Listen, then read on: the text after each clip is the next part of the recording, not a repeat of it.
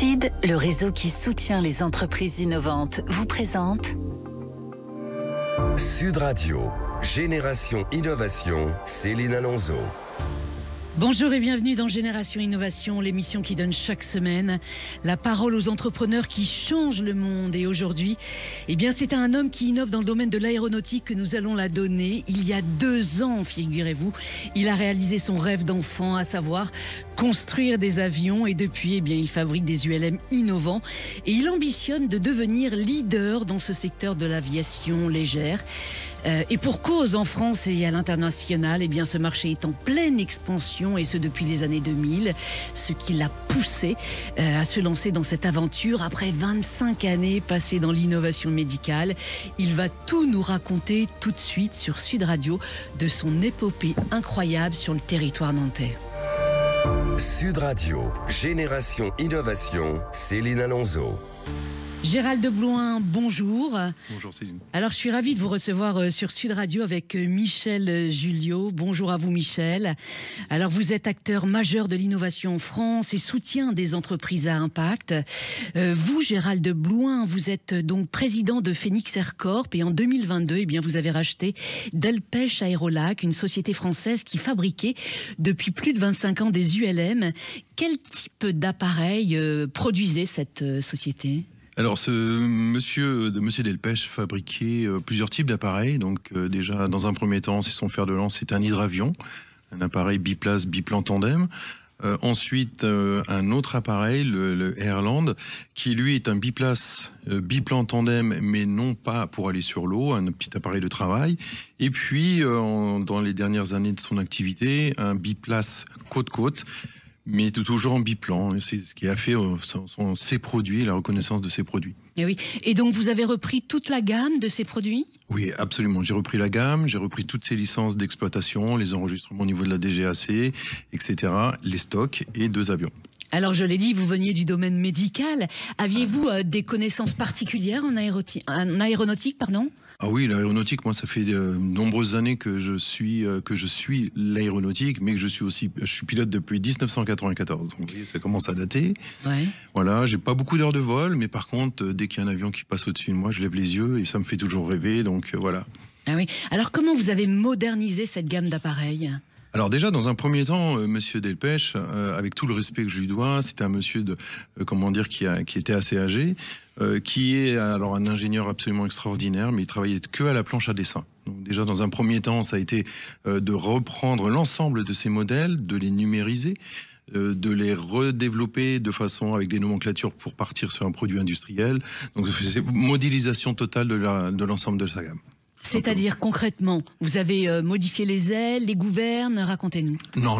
Alors moi, je suis parti d'un principe simple, c'est dans un premier temps, je ne change pas quelque chose qui marche. Donc monsieur Delpech avait vraiment innové même s'il n'y avait pas d'un système numérique, mais il avait vraiment innové dans la qualité de ses produits. Donc nous aujourd'hui, par rapport à ça, je garde ce qui fonctionne. Donc, par contre, on a remodernisé l'appareil, on lui redonne un nouveau design, un nouveau look. On va rajouter beaucoup d'électronique, donc des systèmes, des EFIS, des systèmes numériques, des GPS intégrés, et puis surtout des équipements de sécurité.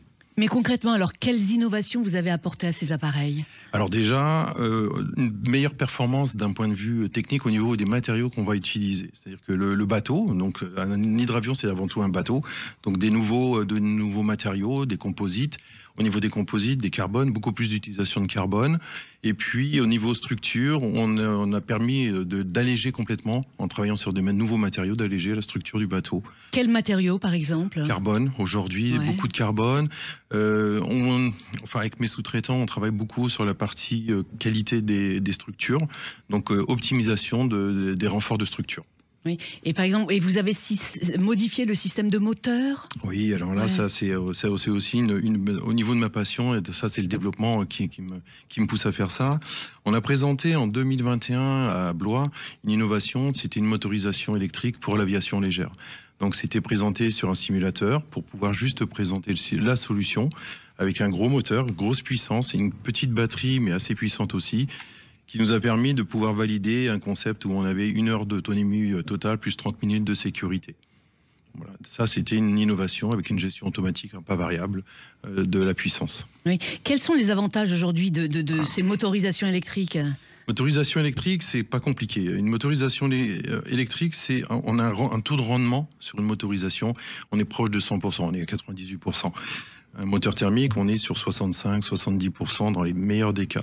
Donc ça veut dire qu'un moteur électrique, au niveau du poids, on peut réduire la taille du moteur et avoir un rendement beaucoup plus optimisé. Et puis après, par contre, on perd du côté de la batterie où là, on a des poids supérieurs. Mais par contre, on gagne beaucoup en puissance. Un couple, dès qu'on démarre le moteur, on a un couple qui est extraordinaire. C'est surtout pour les gens de l'environnement, c'est le bruit. Tout simplement, il n'y a pas d'explosion. Donc, nos moteurs, en fin de compte, si on adapte une belle hélice, on ne fait quasiment plus de bruit. Enfin. Ah oui, Michel Julliot, vous qui êtes aviateur aussi, le bruit, effectivement, ces moteurs sont révolutionnaires. Imaginez dans Paris que des voitures électriques, on aura beaucoup moins de bruit. Et en fait, le rétrofit est un sujet sur lequel je crois beaucoup avec Gérald. Beaucoup d'avions, effectivement, sont en bout de course au niveau puissance mécanique. Et le fait d'utiliser du rétrofit, ça va être beaucoup plus efficace et plus économique, plus de sécurité et effectivement moins de bruit, notamment dans les aéroclubs. Oui, parce qu'il faut l'expliquer à nos auditeurs. En fait, actuellement, beaucoup d'avions, c'est la motorisation thermique, c'est ça? Tout à fait. Aujourd'hui, on va dire, à l'heure actuelle, on va dire 99,5% peut-être sont des moteurs thermiques. Là, le but, c'est que petit à petit, on bascule en fonction des évolutions de la technologie. Donc c'est là-dessus qu'on travaille beaucoup. On fait beaucoup de veille techno. Le but, c'est de, réduire la taille des batteries, mais garder les mêmes puissances, de façon à rester toujours sur de l'avance technologique. Il y a aussi un autre paramètre pour nous qui est très important, à part le bruit, c'est aussi le fait de beaucoup moins polluer. Par exemple, quand on démarre un moteur thermique, on sort du hangar, on démarre un moteur thermique, montée des pressions, montée des températures, on va brûler entre 1,5 litre, 2 litres, 3 litres de carburant, alors qu'on n'a toujours pas quitté le sol. Avec un moteur électrique, on fait juste un point fixe, on met une puissance maximum et on peut décoller. Voilà. Il n'y a pas ce temps de chauffe. Oui. Là, et est-ce qu'au niveau du système de sécurité, vous avez innové aussi dans ce domaine? Alors, au niveau du système de sécurité, aujourd'hui, il y a des innovations, bien évidemment, qui sont toujours présentes. Alors, nous, d'un point de vue, au niveau du bureau d'études, on a travaillé sur une solution de sécurité liée pour les gens qui connaissent un petit peu les hydravions. C'est ce qu'on appelle l'effet miroir, quand on vient se poser sur un lac où il n'y a aucune vague, aucune surface de référence. Donc là, on a un système de détection qui nous permet de nous poser dans une meilleure condition de sécurité. Après, l'ensemble de nos équipements aujourd'hui sont équipés avec des parachutes. C'est une option, bien évidemment, mais moi, je fais une préconisation. Donc, on essaye justement d'optimiser la sécurité de nos vols. Ah oui.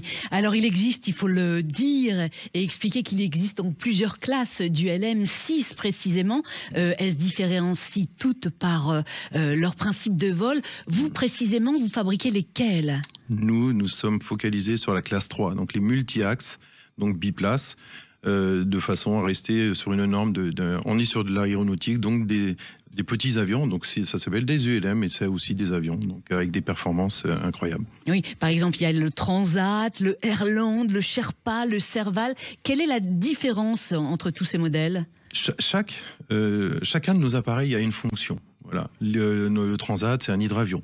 L'autre, le Airland, moi je l'appelle le tracteur de l'air, un appareil très très léger avec un gros moteur, enfin une puissance moteur accrue, qui permet de faire beaucoup de choses, de faire du traitement agricole, tirer des banderoles. Alors, je sais qu'aujourd'hui, ça n'a pas trop on a moins le droit de le faire. Mais l'épandage. L'épandage agricole, oui. Voilà. Oui. Le Airland a été utilisé, par exemple, pour faire l'épandage sur des bananeries en Afrique. Donc ça a été validé. On peut faire des choses assez intéressantes, avec un coût d'exploitation qui est quand même beaucoup moins onéreux qu'un avion ou qu'un hélicoptère, par exemple. Ah oui, alors un ULM, c'est assez complexe quand même à fabriquer. Vous m'avez dit hors antenne que c'était 1800 éléments différents. Vous, ces composants, tout à l'heure, vous m'avez parlé de sous-traitants. Donc, tous ces composants ne sont pas tous fabriqués en France? Vous savez, aujourd'hui, il faut pas être... on fait pas cocorico à chaque fois, mais aujourd'hui, beaucoup de composants viennent de l'étranger, ça c'est sûr. Par contre, l'assemblage des éléments, tout est fabriqué en France. Voilà, ça c'est important. Les matières premières ne sont pas obligatoirement ne viennent pas forcément de France, mais l'ensemble des composites, Nos distributeurs sont en France, même si c'est des composants qui viennent de l'étranger, on ne peut pas le savoir. Mais les structures aluminium, dont nous, nos sous-traitants sont vraiment français. On commande à des sous-traitants français. Oui. Alors par exemple, prenons un exemple concret, par exemple les hélices, le train d'atterrissage, qui fabrique ces éléments? Alors aujourd'hui, sur la partie hélice, alors on a toujours un partenaire avec une structure ukrainienne qui nous fait des hélices absolument extraordinaires, sur lequel on a un rendement qui est absolument parfait et qui répond à notre cahier des charges. Donc clairement, là par exemple, ce sous-traitant, aujourd'hui on a arrêté de travailler avec lui pour le moment, hein. On espère qu'un jour tout va s'arrêter et qu'on pourra continuer. Mais voilà, on cherche vraiment des produits plutôt européens si c'est possible. Là, l'Ukraine, c'est parce que c'est vraiment des produits de qualité qu'on a été recherchés. D'accord, ok. Mais ça, c'est vraiment parce qu'en France, vous ne trouviez pas ces fabricants, ouais. Non, on a en France des fabricants de très très bonne facture. On a la société Duquesne, qui est dans le sud de la France, la société E-Prop qui fabrique aussi des hélices de très très bonne qualité. Mais c'est une question de coût alors, si vous faites appel à des sociétés étrangères, ouais. Et c'est surtout que nous, on avait besoin, dans notre domaine d'application, surtout sur l'hydro, on a besoin d'avoir des hélices blindées, parce que l'eau peut altérer les hélices, donc on a été chercher ce sous-traitant-là pour cette raison. Oui. Voilà. Alors on va se retrouver dans un instant sur Sud Radio et on va parler effectivement du marché que vous ciblez, quel secteur précisément vous ciblez. À tout de suite dans Génération Innovation. SID, le réseau qui soutient les entreprises innovantes, vous présente Sud Radio, Génération Innovation, Céline Alonso. Nous sommes toujours sur Sud Radio avec Michel Julliot, acteur majeur de l'innovation en France qui soutient des entreprises à impact, et Gérald de Blouin qui est président de Phoenix Aircorp. Alors Gérald de Blouin, votre société fabrique des ULM qui s'intègrent donc totalement dans le modèle de la transition énergétique et qui a pour projet donc la décarbonation de notre aviation légère. Votre site de production est implanté où? Alors aujourd'hui, notre site de production, il est basé dans le Sud-Loire actuellement, et on a un projet de construire à Ancenis, sur l'aérodrome d'Ancenis, un nouveau bâtiment avec un outil industriel qui nous permettra de développer l'activité. Oui. Et ce site, vous l'avez trouvé facilement parce qu'il a fallu trouver une piste à proximité, j'imagine? Non, pas facilement, justement. Ça fait plus de 2 ans et demi qu'on est sur ce projet-là, de créer quelque chose. C'est très très long. Malheureusement, ça impacte automatiquement la réactivité de la société. Oui, mais comment vous l'expliquez? C'est quoi? Qu'est-ce qui a été complexe dans ces recherches?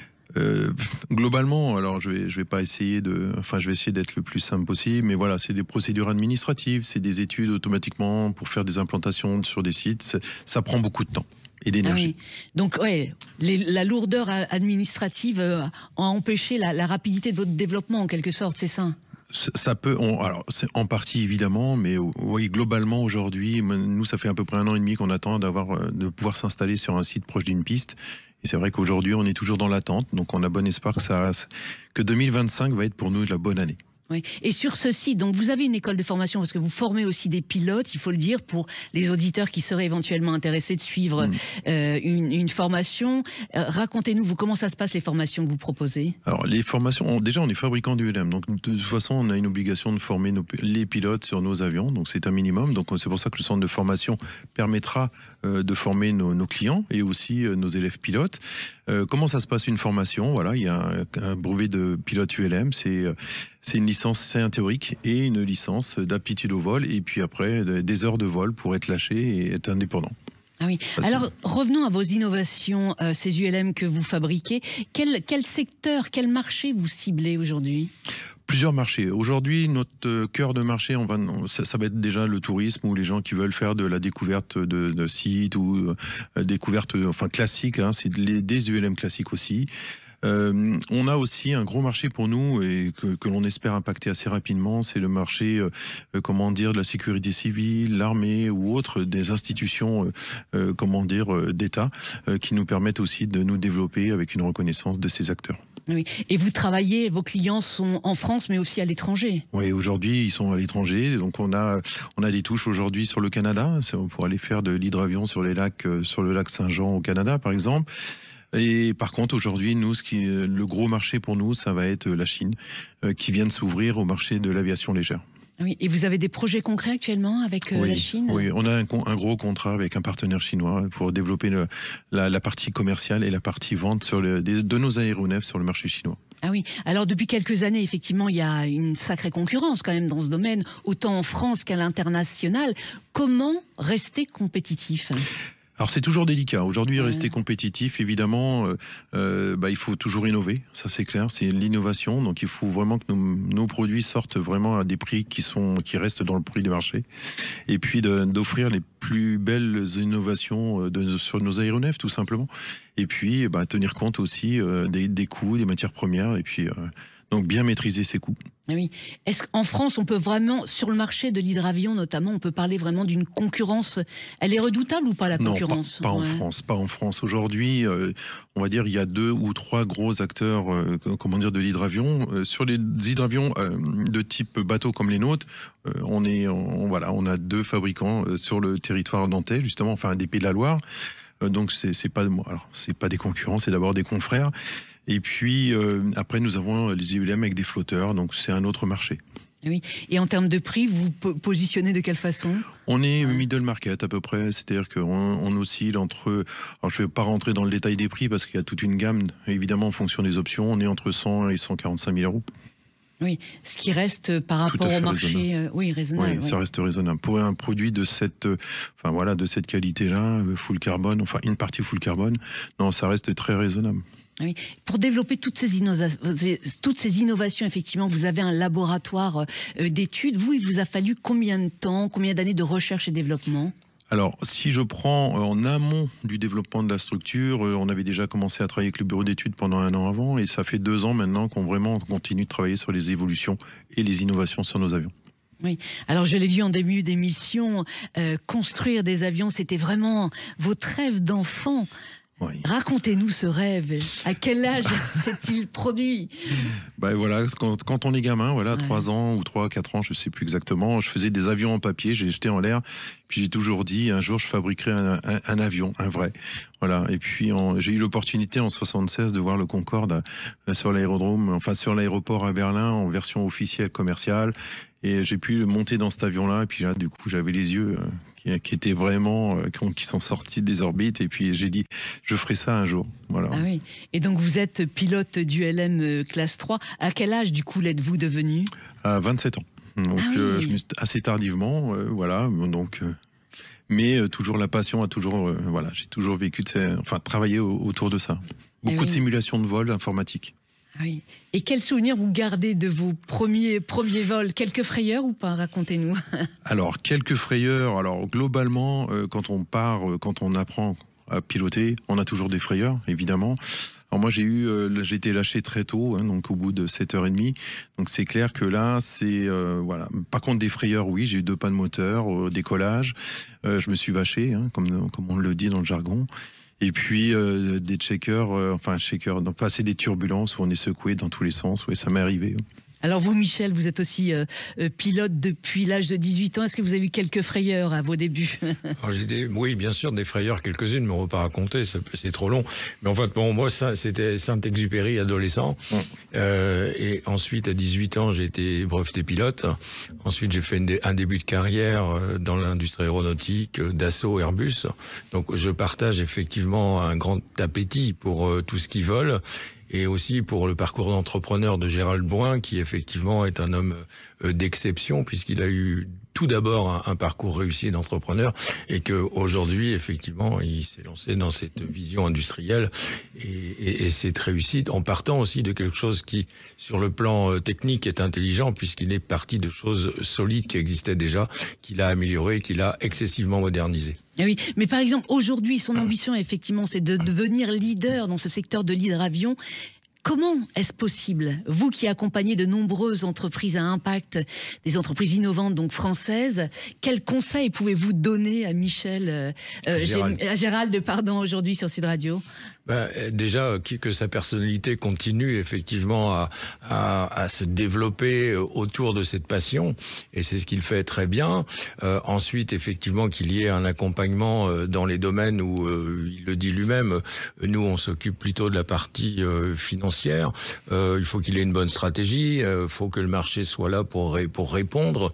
Et puis il faut vendre et passionner, aller au bon endroit pour que ses clients viennent et utilisent ces produits et profiter aussi des opportunités que l'on peut avoir en dehors de la France, parce que la France, malgré tout, c'est un petit pays, même l'Europe, et il est en Chine, mais il y a aussi d'autres petits pays qui ont besoin, je pense au pays des Grands Lacs, enfin au Rwanda par exemple, il y a un besoin évident pour passer d'une colline à une autre d'engins de type hydravion.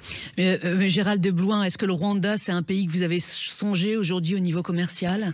Dans l'immédiat, non, tout simplement parce que pour aller avoir fait quelques missions quand même sur le territoire africain, c'est assez délicat d'y aller. Et si un jour je vais là-bas, ça veut dire que j'aurai trouvé le bon partenaire pour nous accompagner. C'est-à-dire que je ne vais pas dans un pays si je ne suis pas accompagné. Oui. Bien sûr. Oui. Aujourd'hui, quels sont vos projets de développement, Gérald de Blouin? Alors le projet de développement, on va déjà terminer ce que nous avons commencé et lancé, c'est-à-dire qu'on va finaliser le 2 places, l'optimiser, le rendre encore plus efficace qu'il n'est aujourd'hui. Et puis on a un projet aujourd'hui de faire une évolution de ce 2 places, donc c'est le Transat MD-03. En 4 places? En 4 places, exactement. Ah oui. Donc c'est un travail qu'on a commencé. Les études ont été lancées et puis on verra ça dans un second temps. Déjà, est-ce que c'est plus contraignant de fabriquer un 4 places qu'un 2 places? Oula, bien évidemment. Ah oui. La classe ULM reste encore un petit peu... ça reste encore assez libre. Par contre, un avion certifié, donc là on change de catégorie et de certification. Donc là, systématiquement, on se fera accompagner par des experts dans ce domaine-là. Oui. Un dernier mot pour conclure, Michel. Difficile de conclure. En tout cas, nous, on est de tout cœur avec cette entreprise. On fait notre maximum avec Gérald pour lui faire rencontrer des entrepreneurs investisseurs qui vont effectivement comprendre son projet industriel et l'aider à réussir dans la partie qui n'est pas obligatoirement son domaine, puisque Gérald est un industriel, un ingénieur d'études, et qu'il doit aussi être un commerçant, et on lui fait rencontrer aussi des entrepreneurs investisseurs qui sont aussi des gens passionnés par l'aéronautique. Oui. Cette notion de passion est importante. Et oui, en tout cas, aujourd'hui, l'avenir semble prometteur pour le marché des hydravions. Il était évalué à plus de 348 millions de dollars en 2023. Il devrait atteindre plus d'1 milliard de dollars d'ici 2030, Gérald de Blouin. Merci à vous deux d'être venus sur Sud Radio. Chers auditeurs, on se retrouve dans Génération Innovation la semaine prochaine. D'ici là, vous pouvez réécouter cet épisode en replay ou en podcast sur l'appli Sud Radio ou sur sudradio.fr. Bon dimanche à l'écoute de Sud Radio. SID, le réseau qui soutient les entreprises innovantes, vous a présenté Sud Radio, Génération Innovation, Céline Alonso.